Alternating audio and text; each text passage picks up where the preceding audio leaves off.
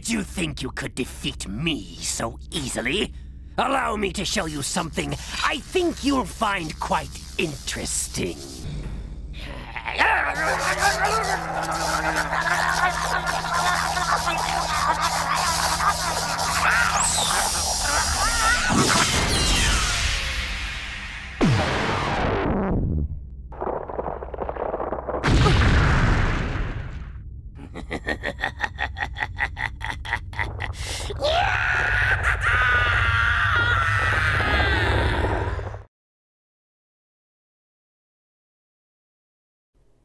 Back in 20X, I tried playing Alundra 2.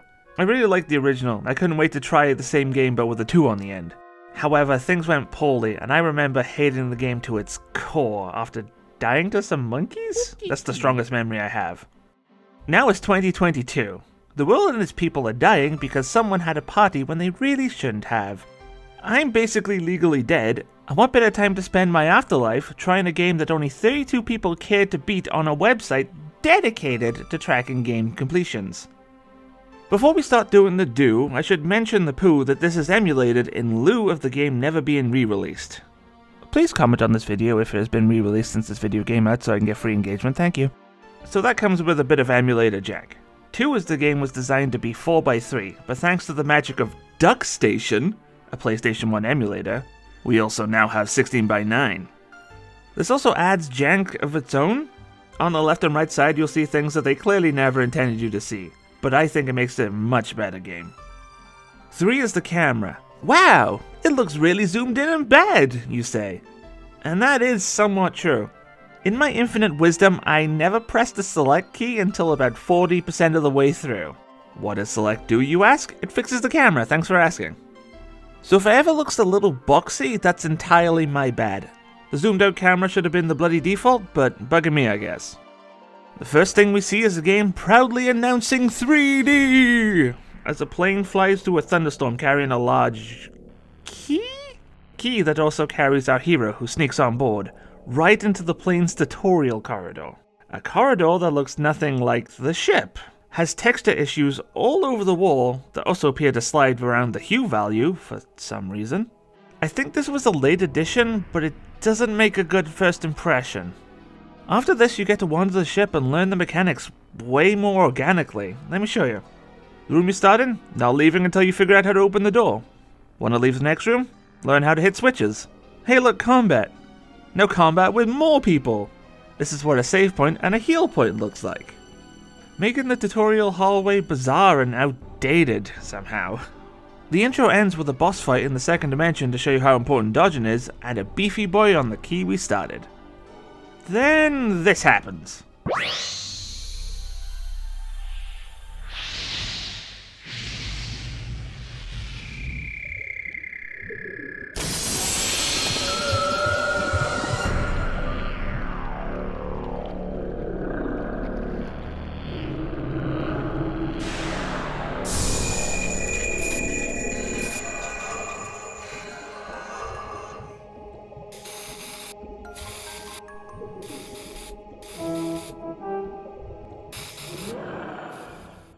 Oh, you thought that was it? No, we still going. Watch this.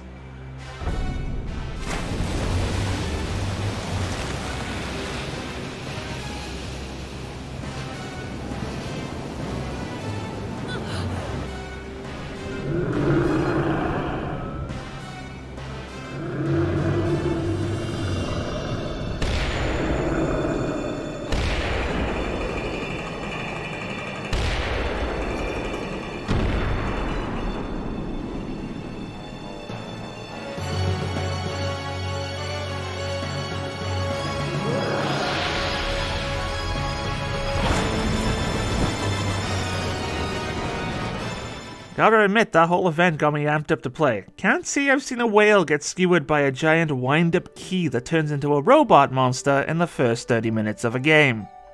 Heck, that whole intro is good. Combat's a bit iffy and the movement is... wrong sometimes, but if you can keep sights up like that, we golden. What's next? A little village to introduce characters? I understand, let's mellow a bit off the whole whale thing, gotcha. Forest full of monkeys that knock you down for 3 seconds? bit odd, but I can announce that Younger Fuzzy was a punk. A tutorial teaching me about push-pull blocks despite them having a really strong design. And I think the pull block shows up twice in the entire bloody game? Alright, now you're losing me. Through the weak-ass forest. Weak-ass. Dealing with even more nonsense, past the weird lumberjack, and oh! It's that ship from the beginning. It's now a mini dungeon and on its side, and I gotta admit, it's pretty cool visually. Everything is here, including the all-important toilet. This is not a joke. The toilet is important. Don't you forget it. A small fight on the tree later, and oh snap, it's the bad guy, and...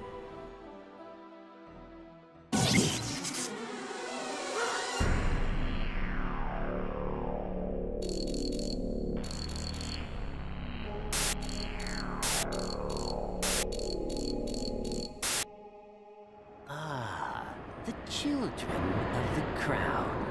And you must be the leader. Did he just stab himself in the head with a key to read someone's mind? That's pretty fucking... No, cat, get away! He'll stab you too! Ah, fuck!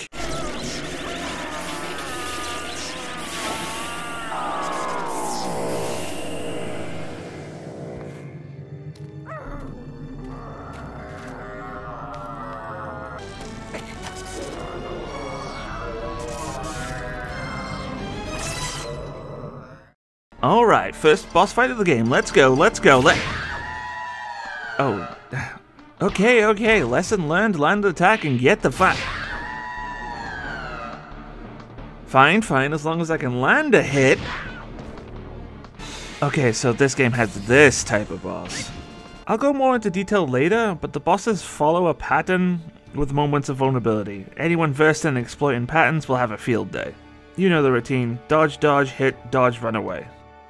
Beating the feline will make pigs fly, and since you left for a second, the nice village gets attacked while you're away trope plays out. Which means a 720 towards Toreletto. So, about the tone. No doubt you've seen the colourful characters. You stupid, ugly ape!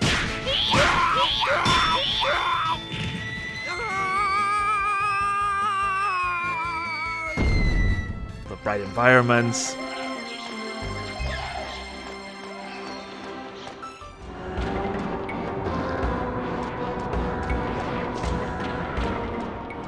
Whatever else I've shown you.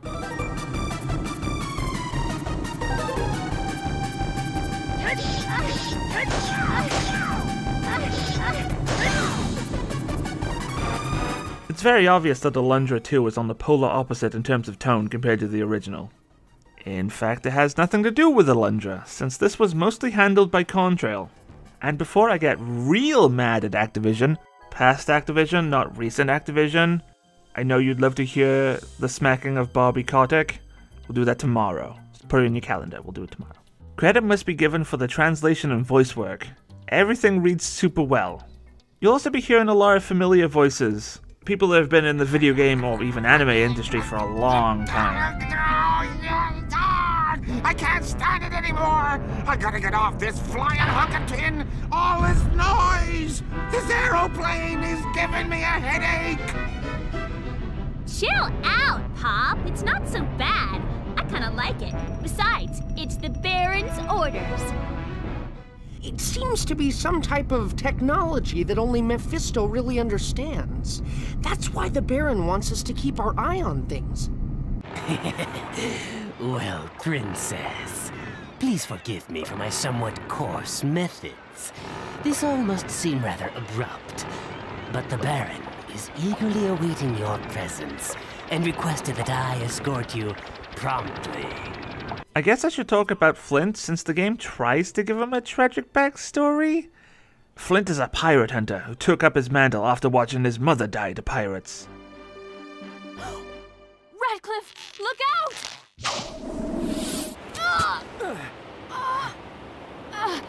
Naomi!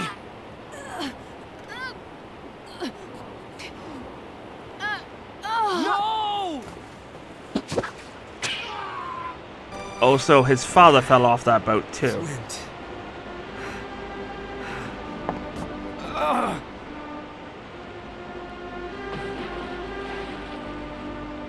Oh, so his father is now working for the pirate company? I mean, they have a logo? There might be one. And is also in love with the pirate boss. This sounds like it has room for some juicy drama. The son who has vowed to kill pirates meeting his father who has involved himself with the pirates. Thing is, the story forgets about Flint's past right about here, in the tutorial corridor. Don't get me wrong, the world thinks he's a deadly pirate hunter who will stop at nothing to cut down his foes. But Flint just stands around pog-champing most of the time. Heck, Flint meeting his father is infinitely more dramatic for the father since he thought he died, I think. I'm filling in some gaps here, the game never told me this. Casting his past aside after losing everything dear to him only to have his son arrive on his doorstep? It has some potential for some really good storytelling, and it never really captures what it could possibly... Melina's Room of Punishment?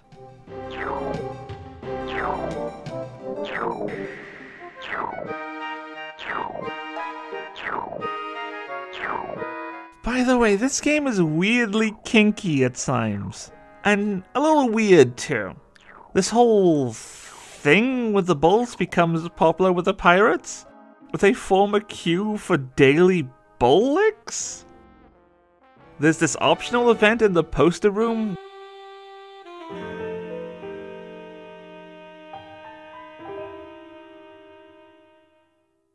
With what I hope is torn paper on the floor. God knows if that's not torn paper.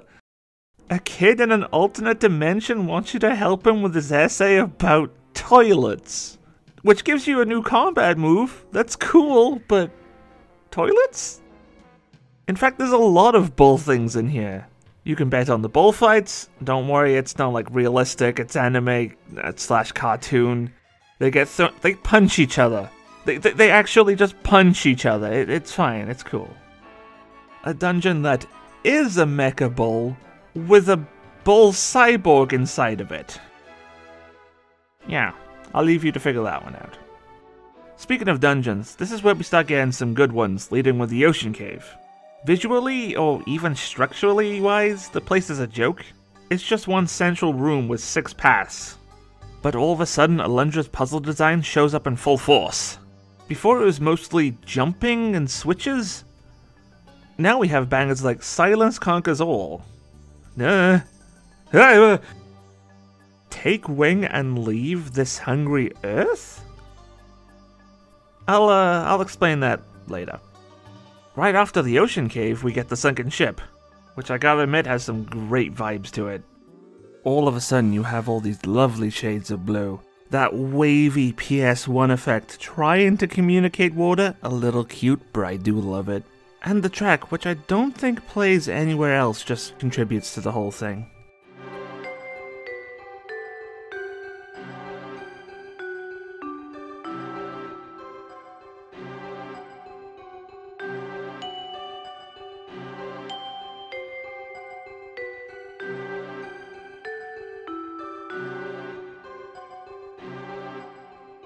Granted, the atmosphere takes a hit with all these weirdly placed signs.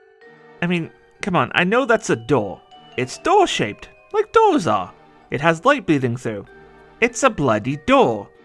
But the whole area is relatively brief, and it's a nice change of pace considering where else has been before. Boss fucking sucks though. Hope you figured out how to baseball slide underwater. Shame if you didn't. Then we got the Seagull Ruins, which apart from these cat things, these invisifucks, has pretty good stuff too. The lava bit, the statue slide, good platforms, these springy boys. Once the game is comfortable with the whole dungeon delving thing, it picks up. I've been thinking why I like the puzzle design of Alundra so much, and I think it's to do with it always including the character's base moveset. Neither Alundra nor Flint have amazing abilities. It's mostly jump and slash. They have more in common with Mega Man than Link. But that means the puzzles need to revolve around positioning, movement, and wits. I gotta show you the most Alundra puzzle I've ever seen. Just like in the first, we have boxes to stack into absurdity, defying any kind of sense. But this one takes it up a notch. So you finish this room with 2 spare bombs, and near the end is this water torch that floats up and down. The goal is to simply get on that chest in the top left. Here's the catch though. The bomb you need to get on the torch needs to be on the torch. I was sitting looking at it stumped for 5 minutes until all of a sudden everything clicked, and it's one of the coolest moments for the game for me, having to put everything together like that.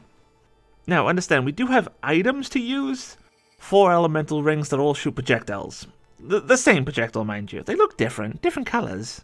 Don't look different colors. And they all have unique passives. Water lets you swim, fire stops your shoes from melting, earth lets you headbunk, and wind, you've seen wind before. But they all boil down to becoming keys to turn switches. You can use them as ranged attacks in combat against enemies. The fire one does decent damage, the wind one holds them in place, and the water one's good since it drains HP. However, the moment you use them in a boss fight, denied. Oh, and on the topic of bosses, I said I would talk about them. Problem is these bosses have been changed. Let's talk about Activision. When you boot up the game, you have a choice of difficulty. Normal or easy. What's wrong about this, you say? Well, as far as I can tell, Activision created a new difficulty setting and labeled the original difficulty as easy. A very bold decision to be sure. Problem is, normal bloats the HP value of enemies, they also do more damage. This turns hits from the monkeys, remember the monkeys? From a flinch into a 3-second knockdown. In the second area of the game. This turns the honestly mediocre combat to bad in a flash. When any enemy can sap you of precious time on this earth just because someone made a number bigger, it don't feel good. Now take this health and give it to bosses with barely any interactivity outside of the all-important pattern, and you have fights that last just too long. Infinitely so with the last boss. You don't want players to have the thought, man, am I doing something wrong? In a boss that can only be fought by hitting it with a sword. The whole thing just makes me mad because it's a better paced game on the original difficulty, if a little easy. Secondly, you made it harder and called it normal. And anyone who knows nothing, which is everyone first time around, will have the worst experience because people expect normal to be the intended difficulty, usually. The first Alundra had the exact same issue with working designs meddling with the game balance. But with that, the version we had in the West was the only version. I never brought it up in the video because A, who knew about it, and B, difficulty tends to be a contentious issue. People might argue that it contributes to the dark tone of the game. I don't feel that way personally, dev intentions and all that. Mods are a different topic though. You own a game, do whatever the fuck you want with it. If you're interested in the Alundra 1 changes, I'll leave something in the description. Alright, what else? Dots? Okay. There's other things to do in Alundra 2, and if you want all the best gear in the game, you have to play dots. I don't like dots. The footage you're looking at are not sped up. You see that bit in the middle? That's failure. You see the bits on the left and right? That's failure. Too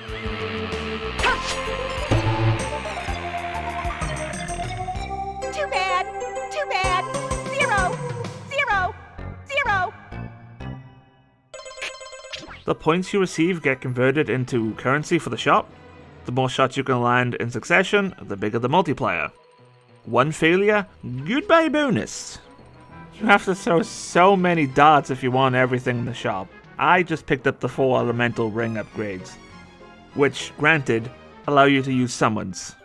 Summons don't work on the bosses, they barely kill late game enemies, but you know it's a feature.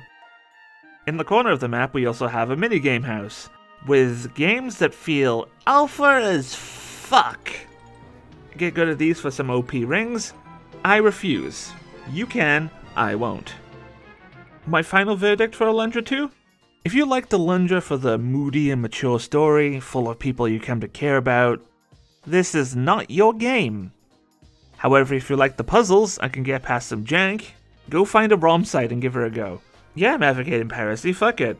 Until this shows up on stores, this game is technically free. This video was going to be a lot more negative, but after finding out about the Activision nonsense, it became a bit more positive in my head.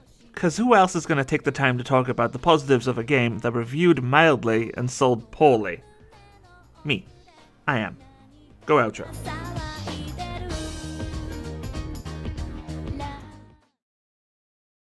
God, what do I even say in this outro? Hi, I make videos. You wouldn't think that considering nothing got made in the latter half of 2021. I had a lot of projects lined up, but every one either hit technical issues or creative blocks. And I have nothing else to say about that, other than sorry for the lack of output for anyone who is around to care. This computer I'm on is always going to be a bottleneck for what I possibly can do, and I would complain about it, but given how the PC market is right now, I'm just happy to have one. Booty pots and all, but you know, that's the life. However, I made something this year, and I hit the lazy deadline of end of the month, so I'm happy about that, and I'm looking forward to making more stuff. That's all I really have on an update. Nothing dramatic happened, it was just a whole bunch of misfortunes, and the reality of the year it is. Sucks, I know, but we move forward. This year is the year of momentum, and I hope to at least keep that momentum. As long as I never hit a dead stop, then everything will be fine, because moving at 0.1 miles per hour is better than not moving at all. Thank you all for watching, bye bye.